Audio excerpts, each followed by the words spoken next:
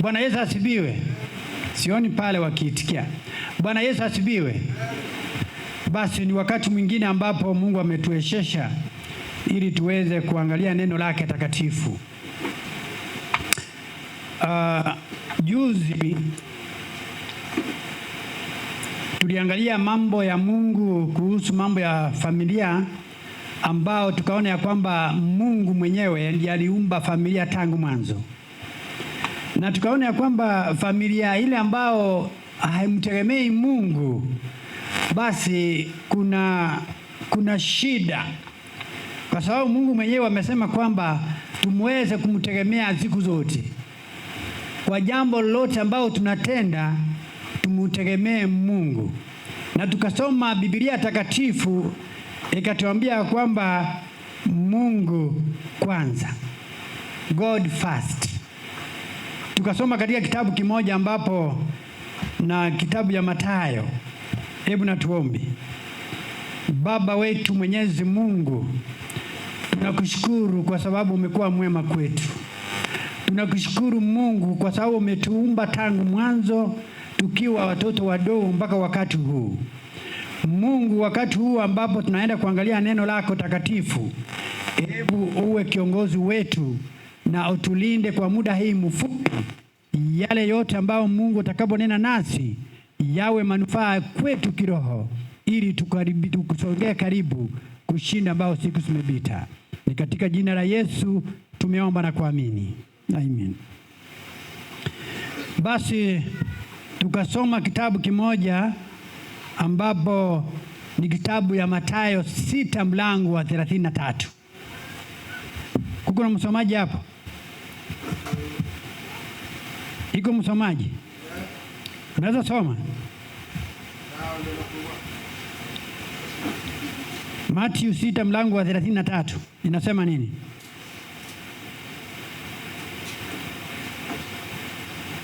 Hamna? Inasema? Aha. Aya, basi nisome. Aha. Aha.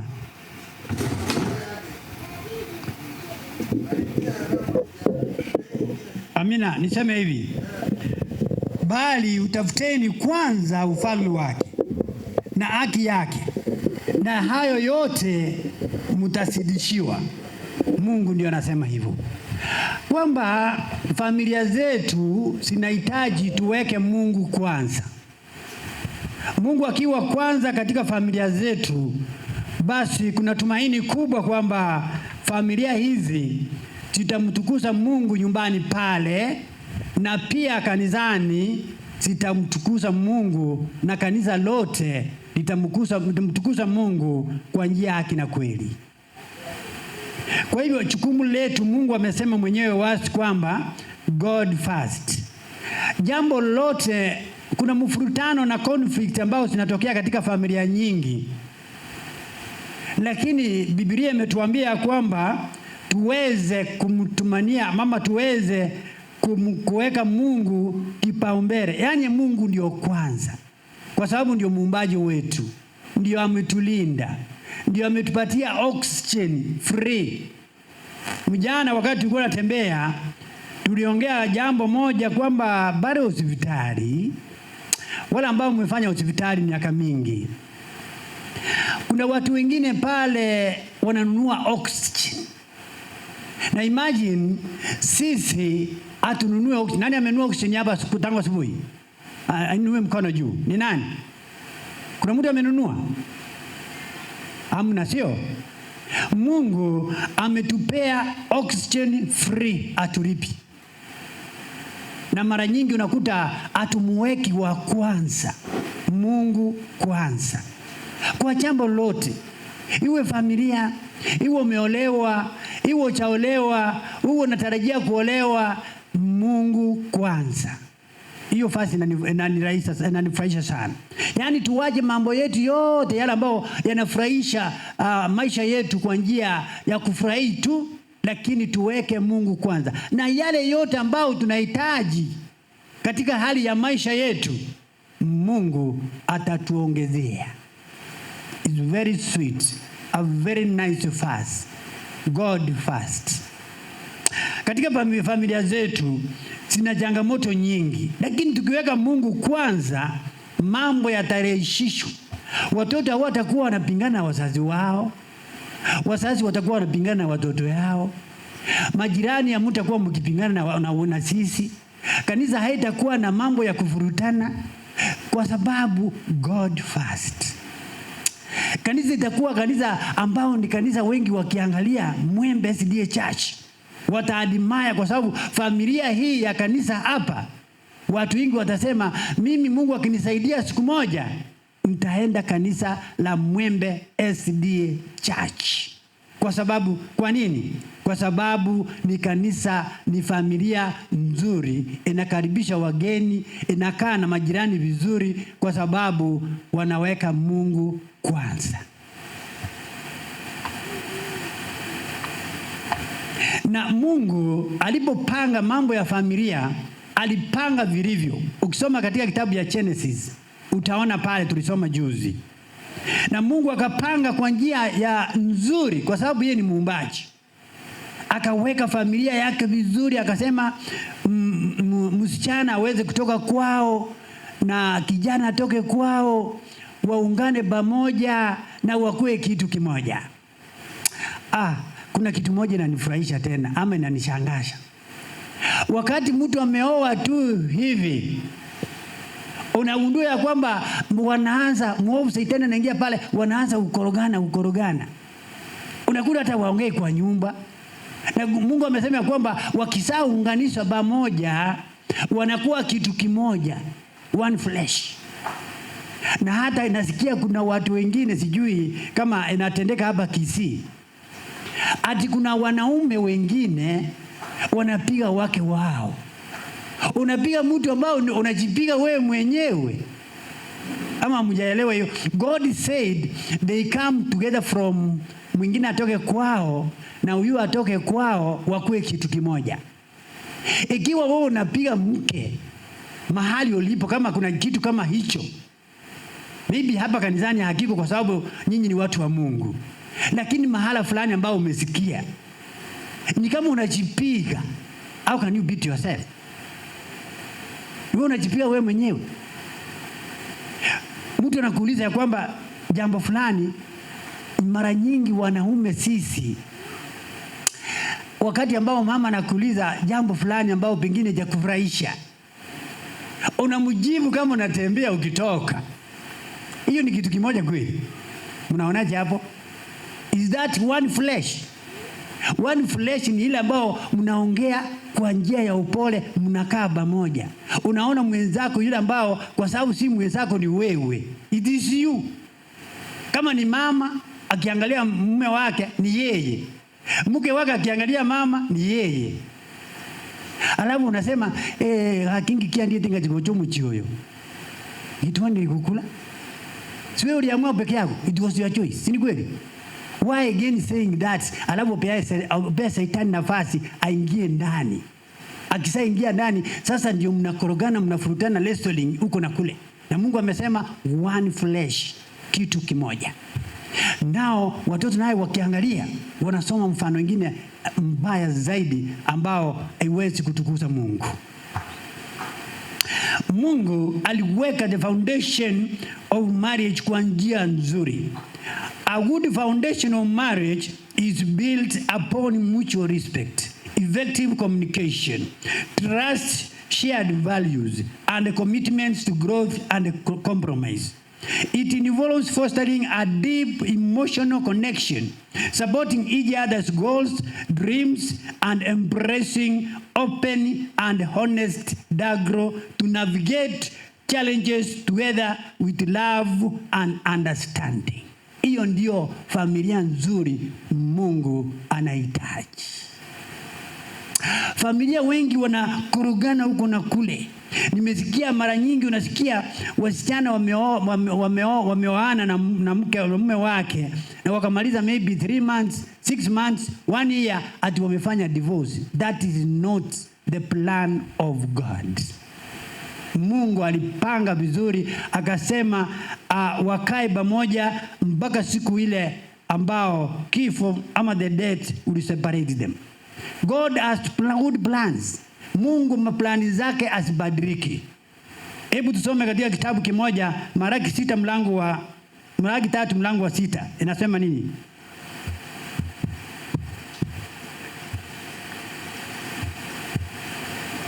Msomaji hapo.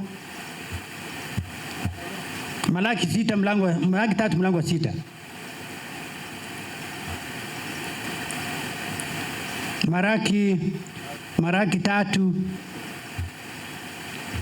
6.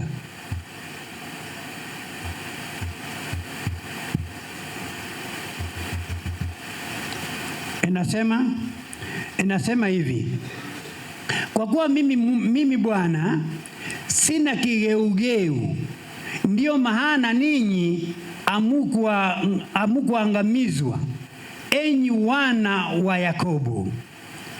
For I am the Lord, I change not. Therefore, ye sons of Jacob are not consumed. Ndio naona Mungu atumalizi. Yeye alipanga mafamilia tangu mwanzo, na yeye abadiliki. Kuanzia leo, kesho, tangu mwanzo Mungu msimamo ule ambao aliweka misingi yake tangu mwanzo.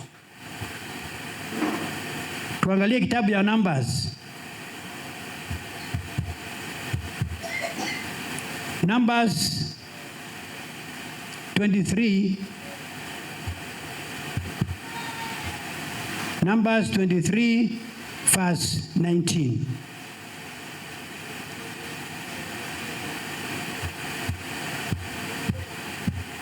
Kuna mwenye Kiswahili asome? Nasema Mungu si mtu aseme uongo. Mungu si mtu aseme uongo. Wala si mwanadamu. Ajute. Iwapo amesema hata litenda, iwapo amenena. Mungu si binadamu abadiliki, wala achute. Mara nyingi tunapoana kwa familia unachuta kusema kama ningejua. That is not right. Mtu ambao umekaa katika kanisani umefundishwa, you are not supposed to say kama ningejua. Badala ya hiyo unasema Mungu afanye nini? Akusaidie ili tuweze kukaa pamoja. God cannot change. Hebu tuingie katika subtopic moja ambaye inasumbua watu wengi katika kanisani, katika nyumbani, familia zetu, na katika mahala popote, mahali unafanya kazi, mahala ambapo unahusika, mahali ambapo unauza mboga, mahali ambapo unafanya biashara, inasumbua sana.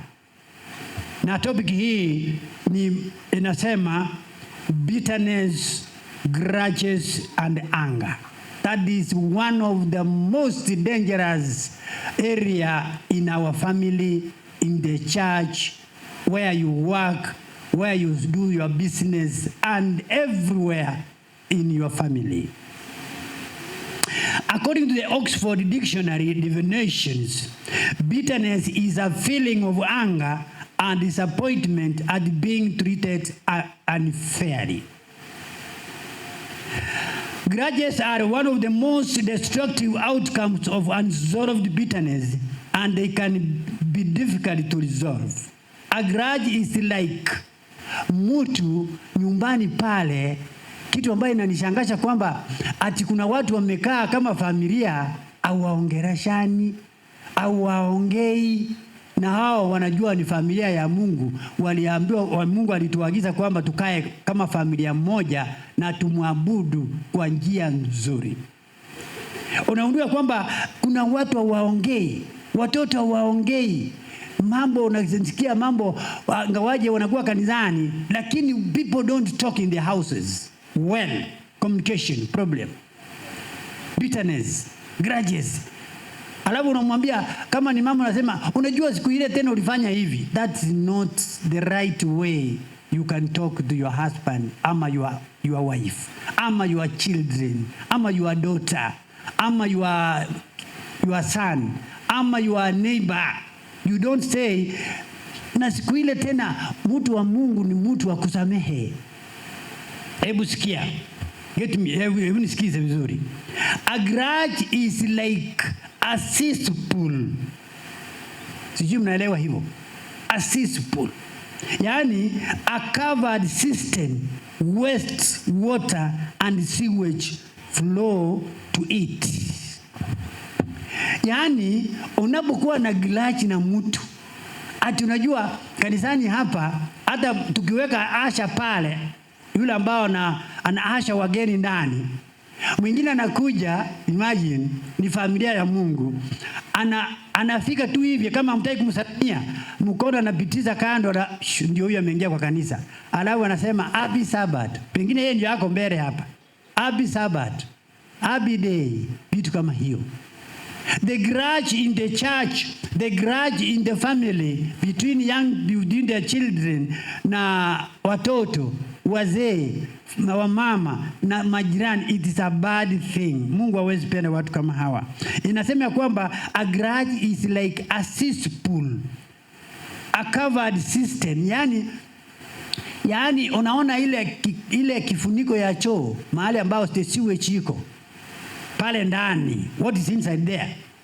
A waste water and sewage flow to it. Hebu imagine, that's a grudge. Unaona? Ni very dangerous, watu wa Mungu. Familia siwezi kuendelea vizuri. Sikia forgiveness.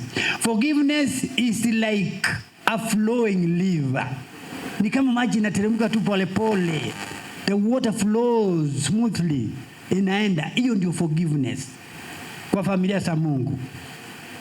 Msomaje pale, unaweza kusoma Yakobo 5 mlango wa 9. Yakobo 5 mlango wa 9 anasema nini?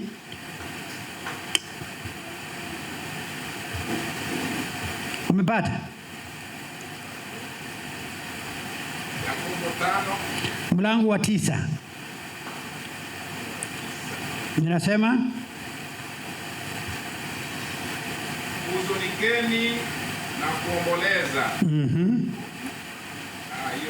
Hiyo ni hiyo sio. Sara inasema ndugu, usinungunikiane. Mnasikia katika familia zetu? Hebu rudia vizuri, anza vizuri kwa sauti kubwa sana. Nasema ndugu, usinungunikiane.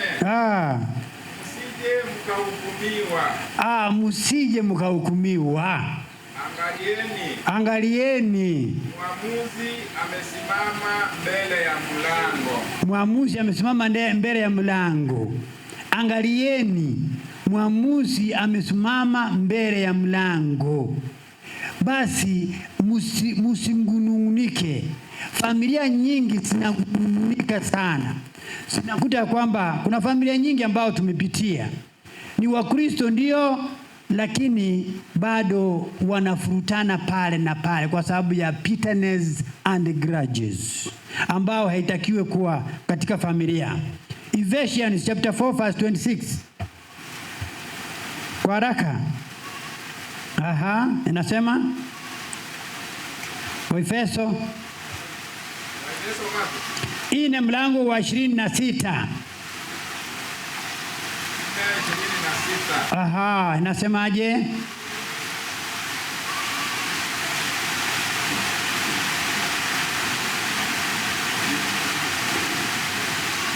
Be you angry and sin not. Let not the sun go down upon your wrath. Yani usikasirike. Unapokasirika saa zote, basi unafanya dhambi, unatenda dhambi. Mungu hahitaji hivyo. Familia ikae kwa njia nzuri. Kama ni watoto wakae vizuri, ili mambo katika familia aiweze kukaa vizuri. This one is better than this. Basi familia iweze kukaa kwa njia nzuri. Wasikasirike the whole day, no. If not avoided mambo ya grudges and bitterness, and not dealt with properly can kill friendship, tear apart the bonds of family ties and acquaintances. Holding a grudge is like letting someone live rent-free in your head. Hii statement inasema hivi kwamba familia ambao inakuwa na chuki, familia ambao hawakai vizuri, mtu ambaye anakuwa na grudge kwa mwingine, hapa kanisani, nyumbani ambao mnakaa, ni kama unaweka mtu kichwa yako alafu alipi chochote. Sijui kama mnanielewa vizuri. Hebu sikiza. Holding a grudge is like letting somebody live rent free in your head. Ukimwangalia unasema kale kama mama sitaki kukaona, kale mzee. And imagine mnakaa na with your husband, mnakaa with your wife, mnakaa with your husband, yes. Mnakaa na watoto yenu.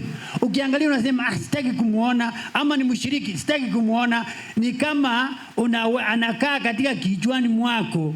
It is rent free. Yaani mtu haribi chochote, anakaa kichwa mwako siku zote na haribi chochote, because when you see kaka you remember sitaki kumuona. He is staying in your head rent free.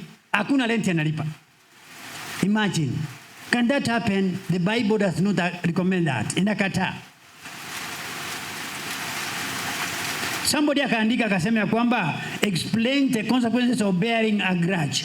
Holding a grudge is much different from being occasionally irritated or bothered. Yaani wakati ambapo umekasirika na umeweka grudge, umeweka uchungu katika kichwa yako, ni kama umeombea mtu akae kwa kichwa yako na haribi chochote. He is not paying anything, imagine. Lakini kukasirika kidogo kwa muda mfupi inaruhusiwa kama binadamu. Lakini don't hold a grudge in your head. Holding on to anger is like grasping. Sikia sasa. Yaani unapokuwa unakasirika katika familia, kama ni mke wako unakasirikia, ama mume wako, ama watoto wako, ama wasichana wako, sikiza. It is like a hot charcoal. Mtu ameweka moto mkali, moto wa makaa. Ile moto ambao kule kwetu kule Kisii kule kwetu Kerenyo pale, tulikuwa na mtu mwingine anaitwa Mora. Ilikuwa inatoa moto mwingine very fine, moto mwingine kali mzuri, tulikuwa tunachomea mahindi. Sasa mwandishi anasema hivi, a hot charcoal, yani ukiwa na mtu ambao unakasirika kwa mwingine, Mungu apendi, inamaanisha kwamba you are like a hot charcoal, umeweka kwa mkono, unataka kutupia mwingine tofauti, but ukisha weka hiyo makaa kwa mkono, wewe ndio unachomeka. Unasikia? When you are holding that charcoal, hot charcoal, unabeba namna hiyo, unataka kutupia kwa mwingine, it is you, ni wewe unachomeka. Ikiwa wewe unaweka ambao uchungu katika moyoni mwako, wewe ndio unaharibu mwili yako kiafya na unadhoofika, na maanisha kwamba very soon utakuta ya kwamba umakuwa na magonjwa ambao hayawezi kutibiwa, na wewe ni Mkristo. Mungu anakataa kwamba you hold a grudge. It is like a hot charcoal, unaweka kwa mkononi mwako, unakataka kutupa kwa kaka, lakini wewe ndio unachomeka. Imagine, unachiharibu. The fruit of bitterness is an acid that destroys its own container. Yaani unapokuwa una uchungu katika moyoni mwako, ni kama container fulani umeweka acid ndani. After a short time unakuta ya kwamba ile acid imeharibu ile container na imeharibika kabisa. So bitterness in your heart is like an acid which is destroying its own container. Yaani asidi ambao iko kwa mwilini mwako inaharibu mwili wako, na ni kama ile imewekwa kwa mkebe, inaharibu its own container. After a short time unakuta hiyo container haiko. Kwa hivyo wewe kama Mkristo mwenzangu, ni kama unaweka acid kwa mwili yako. After a short time mwili inaharibika, nao unasema ninawajia fulani kanisa fulani. Unajua aliniambia nini? Aliniambia mimi hata sifai. Alafu unasema hiyo kanisa wache ikae. The church is not somebody's church, it is God's church. Alafu unasema ya kwamba ati kanisa hiyo itaanguka hivi karibuni. Hayaanguki, wewe ndio utaanguka. The church of God cannot fall, it is you who will fall. The family of God ambao wanamwabudu kwa njia ya haki na kweli haiwezi kuanguka kamwe. The church of God cannot fall. Holding a grudge is like swallowing a potion. Yaani ukiwa na uchungu moyoni mwako ni kama kukumeza, yaani sumu kwa mwilini wako. Alafu unafikiria kwamba itaumiza yule ambao unasema sitaki kumuona. It is you. Familia hiyo ambao kama ni mke wako unamkasirikia, kama ni mume wako, kama ni mtoto wako, kama ni jirani wako, wewe ndio unameza hiyo sumu. Wewe ndio itamaliza. Haimalizi hawa. Never. It will not. The church haiwezi kumaliza, haiwezi. Na una ile mashini ya hospitali ambayo tunaita sanction machine ambayo itatoa sumu kutoka kwa tumbo for sucking. Lakini kitu ambayo inanifurahisha ni kwamba ukiwa utatubu dhambi zako uweze kuachana mambo ya grudge, is the answer. Yesu ndio tabibu mkuu. Who's Jesus Christ with good nutrition, with all the nutrients, the word of God. Usome neno la Mungu, yeye ndio atakusuruhishia mambo haya yote. While bitterness will not cause God to reject us, it will eventually rob us the ability to enjoy our relationship with God. Kukasirika kila mara hawezi kufanya Mungu atukatae, lakini mwisho itatumaliza. Hatutakuwa na ile uhusiano mzuri na Mungu mwenyewe. Mungu akikuangalia, umekuja kanisani tangu Januari, tangu Disemba, tangu ukiwa mtoto mdogo, bado uko na uchungu na mwenzako. Umeoa mke ambao ulichagua kutoka Suneka pale, alafu unasema ati mke yangu ni mbaya, na hakuna mtu alikuchagulia. Unaona, wasichana wale ambao mko hapa, mnapoolewa mjue kuanzia leo kitu ambao utaavoid, angawaje itakuwa kwa muda mfupi, ni mambo ya grudges. Itaharibu familia yako na italeta shida.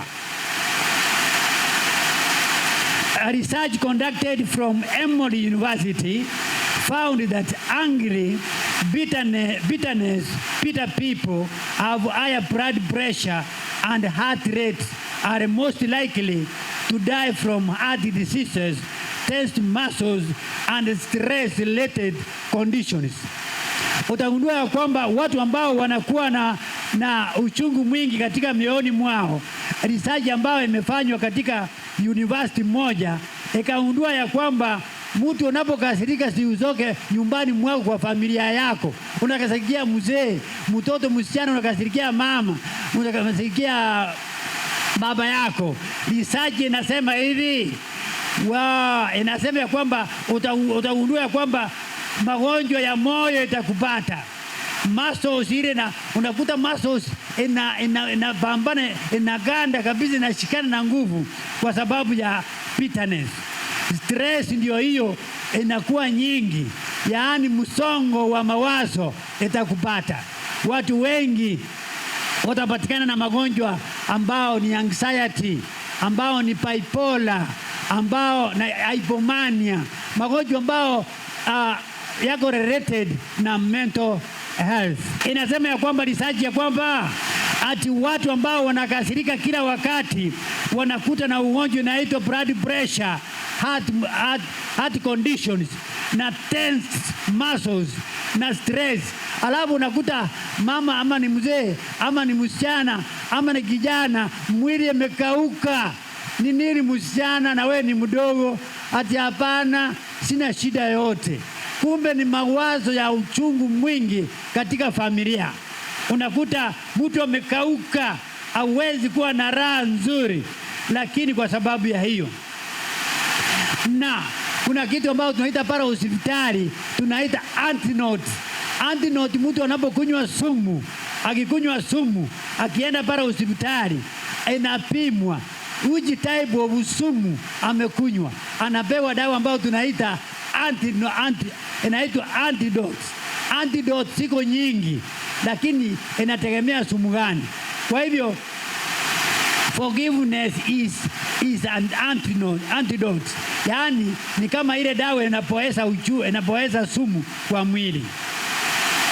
Kwa hivyo watumishi wa Mungu, familia zetu tuangalie, tumutemee Yesu ambao tumeambiwa kwamba God first, Mungu kwanza. If we don't forgive, bitterness, anger build to the point where not only are we hurting ourselves, but in the process can others around us. Tunapokuwa na uchungu mwingi, what happens in our family? What happens in our church? Unakuta mimi kaka naweza kuja nikuongereze, alafu nakuta unanichibu vibaya. Alafu niseme, huyu mama nilimfanyia nini? Ni kwa sababu ya ile uchungu uko naye kutoka kwa familia yako. It is very dangerous for a Christian ama for any person kuwa na bitterness. Huwezi kuona uzima wa milele. Mungu hataki watu ambao wako na uchungu. Kitu ambao Mungu anaharau ni kukasirika kwa muda mfupi, alafu unaomba Mungu msamaha, atusamee dhambi zetu. The Bible says, beloved, never avenge yourselves, but leave it to the wrath of God. For it is written, vengeance is mine, I will repay, says the Lord. Katika kitabu ya Romans 12 verse 19 inasema hivi, never, usikwaje kufanya revenge kwa mwenzako. Usifanye kurudishia mabaya kwa mwenzako. Mungu katika Biblia takatifu ametuambia kwamba yeye mwenyewe umwachie. Mungu yeye mwenyewe umwachie, usirudishie mabaya kwa mabaya. God has said, the revenge is mine. Niwachie mimi Mungu. Revenge is never an option. Watu wanafikiria kwamba yule anifanyia hivi. Kaa na familia yako vizuri bila kukasirika. Watu ambao wanatakana wakae na mke wake vizuri na watoto, unakuta wanasosana kila mara. Hiyo si mapenzi ya Mungu. Hapana. Mungu anakataa. You shall not take a grudge against the sons of your own people, but you shall love your neighbor as you love yourself. I'm the Lord. Kitabu ya Walawi 19 mlango wa 18 inasema ya kwamba usibebe mambo ya uchungu katika moyoni mwako. Mungu mwenyewe ametuagiza ya kwamba you shall not take a grudge against the sons of your own people, but you shall love your neighbor as you love yourself. I'm the Lord. Leviticus chapter 19 verse 18. Biblia inasema, be angry and do not sin.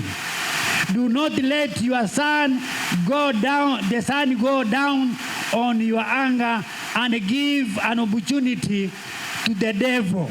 Ephesians chapter 4 26 up to 27. Inasema ya kwamba jua lisichemoke. Inasema kwamba katika Ephesians chapter 4 verse 26 up to 27 inasema ya kwamba jua lisichomoke asubuhi, umekasirika na mke wako, umekasirika na mume wako, umekasirika na watoto wako mpaka jioni, hiyo ni dhambi. Inasema kwamba usikasirike siku mzima, hiyo ni dhambi. Bring anger under control.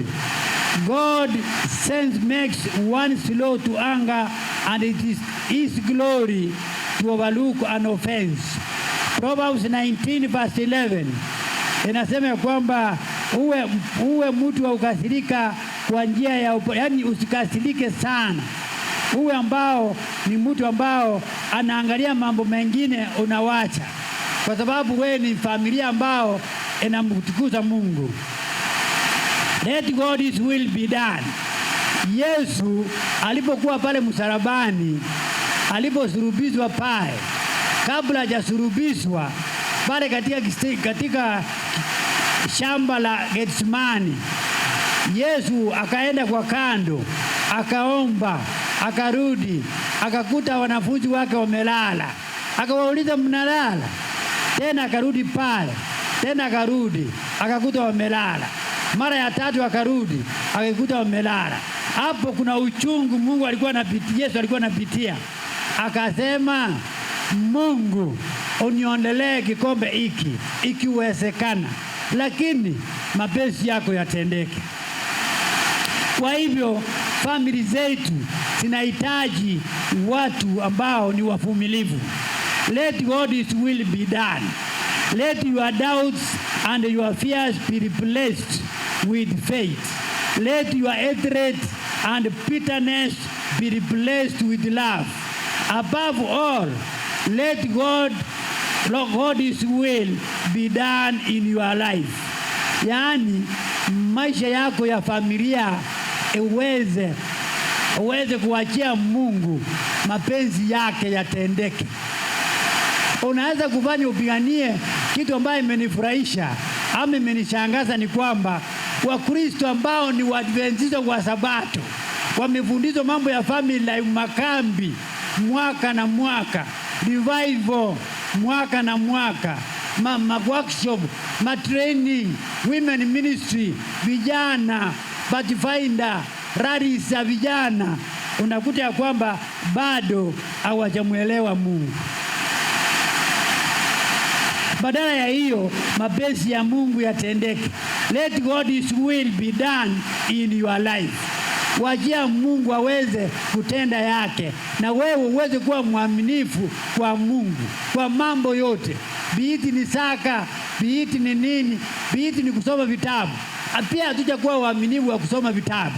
Kwa mfano, kuna kitabu kimoja kiko hapa ambao kinaitwa Family Life Evangelism. Kitabu summary nzuri. Ningependa mtu aweze kuchukua kitabu hiki. Kitabu hiki nimekipitia kiasi. Ni kitabu kitamu. Kitabu ambao kinahusu mambo ya familia, na ni 300 Kenya shilling peke yake. Na utasoma mambo mengi ili kikusaidie, kikulete karibu na Yesu.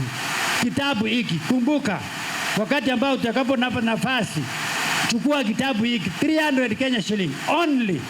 Mambo ya familia hivi yamejaa hapa. Summary, nimeangalia kitabu kitamu sana. If your enemy is angry, give him bread. Mtu ambao anakasirika, mpatie mkate. And if he is thirsty, give him water.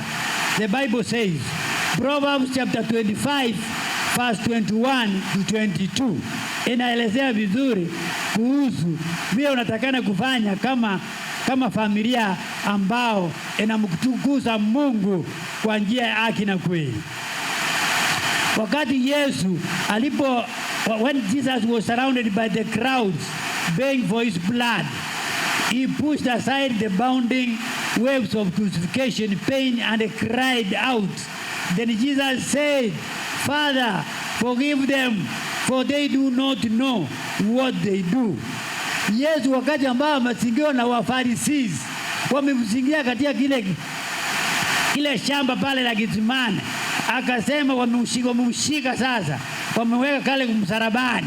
Akasema, Mungu wasamee, kwa sababu hawajui wanatendalo.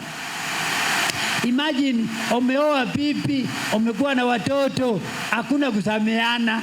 Na Yesu anawekwa pale msalabani na uchungu. Kitu ambaye inanifurahisha ama inanishangaza mambo ya Yesu. Imagine Jesus badala ya yeye kushughulikia mwili wake, anashughulikia wengine, na yeye amenazwa pale msalabani, anatezwa. Anasema Mungu wasamee kwa sababu hawajui watendalo. Kama ingekuwa ni wewe ndugu na dada, msichana wangu, kijana wangu ambao umekaa hapo unaniangalia, ungefanya nini? Yaani Yesu badala ya yeye kushughulikia mwili wake, anashughulikia wengine aweze kuwa ati Mungu awasamee. Na yeye amenaswa msalabani pale, amekazwa, ako na uchungu mwingi, lakini anasema God forgive them because they don't know what they are doing. Na wewe kitu kidogo, msichana amekukosea kama fadhe, unakasirika, unatangaza msichana yangu ni mbaya, unasema kijana yangu ni mbaya, badala ya kumwangazia kutafuta uso wa Yesu. Umwambie Yesu, hii familia yangu inaenda mrama, Mungu fanya jambo ili tuweze kuwa pamoja. Msichana yangu aongee vizuri, kijana yangu aongee vizuri, mama aongee vizuri, mzee unganiza hao na uangalie Yesu ili aweze kusuruhisha. Yesu badala ya yeye kushughulikia mwili wake, yeye aliendelea kushughulikia wengine ati Mungu awasamee. What about your family? Wakati ambao mmekosana, unakasirika tangu asubuhi, mume akikuja na kuuliza kitu, uongei. Haya, kama ni mama, unauliza mume wako, aongei. Haya, msichana wako aongei. Haya, fadhe unaongea na msichana yako, aongei. Haya, mama unaongea na kijana yako, aongei. Jambo kama hilo likitokea katika familia, muangalie Yesu, piga magoti chini na umwambie Yesu, familia yetu imeingiwa na muovu Shetani, ili kwa sababu Yesu ndiye suluhisho, hakuna mwingine. In 1990, after his release from prison, msomaji mmoja akaandika hivi, anaitwa Nelson Mandela of South Africa. Nelson Mandela akasema hivi, he told Harare in audience in Harare, akasema, we especially need to forgive each other because when you intend to forgive, you heal part of your pain. But when you forgive, you heal completely. Hata kitabu ya Leviticus 19 verse 18 inasema hivyo. Revelation 12 verse 11 inasema hivyo. Kwamba msumaji mmoja alikuwa the president of South Africa. Akasema, kama unataka kutibu ile uchungu ambao uko naye katika moyoni mwako, lazima uweze kuforgive. Na unapo forgive completely, mwili yako inakuwa sawa, unakaa vizuri. Na unapo forgive, unaposamehe wenzako pale nyumbani, unaposamehe familia yako mama, kwa sababu wakati ulioa ulichagua. Mimi nashangaa wakati mwingine ati huyu bibi yangu ni mbaya, na wewe Biblia imesema it is one flesh. Hakuna watu wawili hapo. Halafu wewe una separate, unasema ya kwamba Mungu amewapea roho zao, ndio mke roho zake, watoto roho zao ambao siko hapa ndani, na kila mtu roho zake. Lakini bibi na bwana ni kitu kimoja, it is one flesh. Unakumbuka ya kwamba mume ambao afuati sheria mzuri za Mungu anaenda kumsema mwanamke wake ati mwanamke ambao nilioa ni mbaya. Na unajua kwamba hakuna mwanamke ulioa ni mbaya, wewe ndio unajiongeresha, kwa sababu it is one flesh, one unit ambao Mungu aliunganisha pamoja. Negative thinking, negative actions, negative feeling, negative speaking is not around. be merciful as your Father God is merciful. Imagine Mungu akaona sisi tumetenda dhambi katika shamba la Edeni, akajitoa akatuma mwanawe Yesu akuje kusulubiwa msalabani ili aweze kusulubizwa pale ili tuweze kuokolewa. Na kwa kweli Yesu aliposema imekwisha, salvation was complete. Ndio naona katika makambi wakasema ya kwamba salvation is simplified, yaani wokovu ilirahisishwa pale msalabani. Baadaye ya sisi kuuawa na kukufa, Mungu akaona ni vizuri atusaidie wenye dhambi. Alafu sisi tunaweka grudges kwa mafamilia zetu, family thinking, tunaharibu familia zetu sisi wenyewe. Many years ago, the home was a place of refugee and security. Miaka ambao katika enzi ambao zimepita, karne zile zimepita, familia ndio watu, kama ni mume amekosewa mahali, alikuwa anakumbuka nyumbani, anakimbia kwa sababu kuna amani pale. Na lakini siku hizi familia nyingi, hata mtu anakaa town hapa, town Kisii, ndio ifike usiku kwa sababu kule nyumbani kimechemuka. Hawasikizani na watoto, hawasikizani na mama, hawasikizani na mke wake, hawasikizani na majirani. Sasa na opt, afadhali nikae nyumbani pale, nikae pale town, nikae kwa hoteli kama ni mwanaume, akaya kuje kama amechelewa usiku, kwa sababu akikuja anasema nyumbani hapakaliki, ili akuje kidogo akule alale haraka, hata ikushia na familia. Many years ago, the home was a place of refugee and security. The home was a place to which many people could free from trials, troubles, and the difficulties of life. Enter the doors of your home and you feel secure. Warm, loving embraces and hugs produce a sense of family well-being.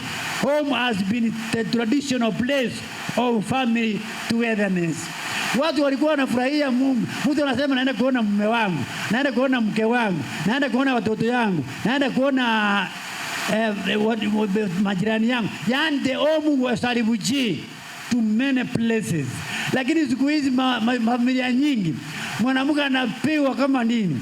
Imagine kama ni mwanamume unapiga mwanamke wako, unajipiga mwenyewe.